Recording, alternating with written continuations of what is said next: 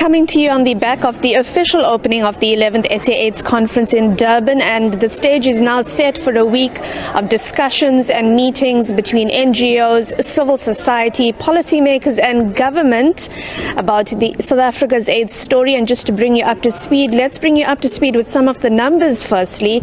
8 million South Africans living with HIV, 5.5 million on ART treatment, but despite South Africa having the largest ART treatment program in the world, 50,000 deaths from HIV and AIDS annually in the country. And among the voices that we're going to be hearing from this week is civil society, NGOs, and critically South Africa's youth. And with me I have Tsepo Nwato from the Durban Youth Front, who's going to share more about some of the concerns they'll be raising this week. Tsepo, good evening and welcome to SABC News. It's a pleasure to have me. Tsepo, firstly, just tell us about the Durban Youth Front. What is the core function of your organization? So the Durban Front is actually the coordinator of actually bringing young people together, government organizations, and how we can discuss about issues that are actually affecting us as young people. Normally we know that in South Africa we have had COVID, which was one of the things that has been an issue for us as young people, that affected absolutely young people concerning mental health issues and gender-based violence and etc. And within the discussions that we had, and the platform why we had initially have this thing is to deliberate and talk about issues that really affect us as young people. So the recommendations and the things that we actually come out of this can be able to say, ministers, what's really going on, because Durban Youth Front is actually a platform where we call the ministers directly in our sessions, and we literally ask them Q&A about things that really need to be changed. So it's an open mic for young people to be able to interlink with the ministers directly. Tsepo, now you raise, concerns post-COVID-19, and scientists are telling us that the new infection rate in South Africa has increased post-COVID-19 for a variety of reasons. One of these is a lack of adherence to ARV treatment, fewer people coming forward to get tested. In the work that you've seen through and post-COVID, is this a fair? Is this fair? It's not fair. Honestly speaking, I think after COVID, initial programs have literally been affected coming to psychosocial programs, and there was a UNAIDS report that reported that mental health issues for young people has drastically increased, and we really need to start taking drastic measures to be able to fix that issues.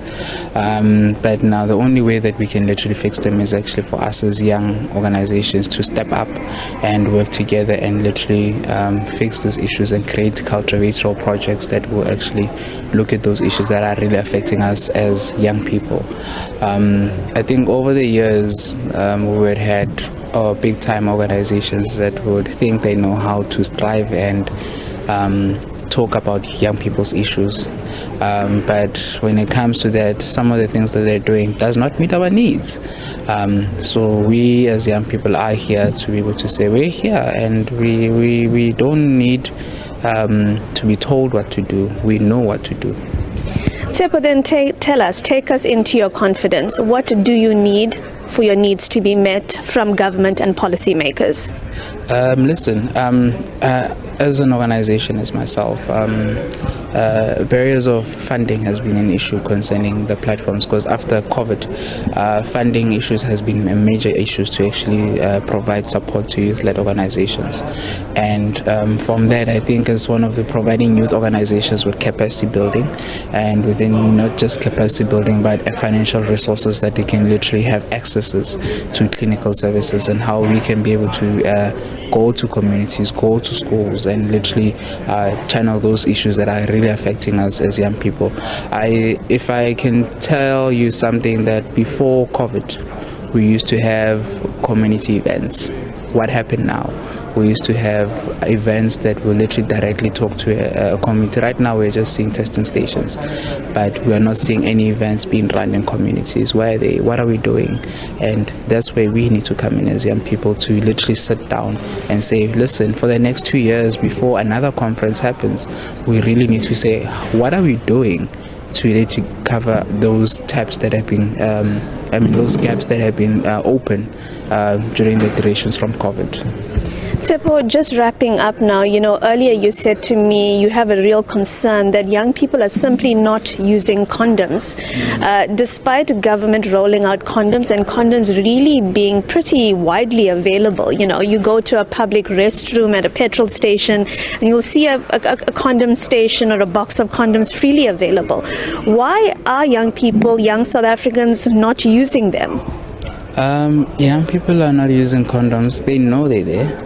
They're available, but the thing is that they just only want to, the branding is good, fine, but now a young person does not want to use a condom because it's free. They would rather go and buy something from a store, and now that turns into a myth that, I'd rather get the expensive condom than getting the one from the hospital. And again, the ones in I think some young people don't actually carry their condoms in like wallets, and when they have sexual intercourses they forget about the condom and remember it later. And that's one of the things of young people would say, hey, stop, listen, we have to use a condom. So that's one of the things that why young people are not actually using condoms at the current moment. Tepa Noato from the Durban Youth Front, one of the critical youth voices that will be making their concerns heard at the 11th SA AIDS conference in Durban this week.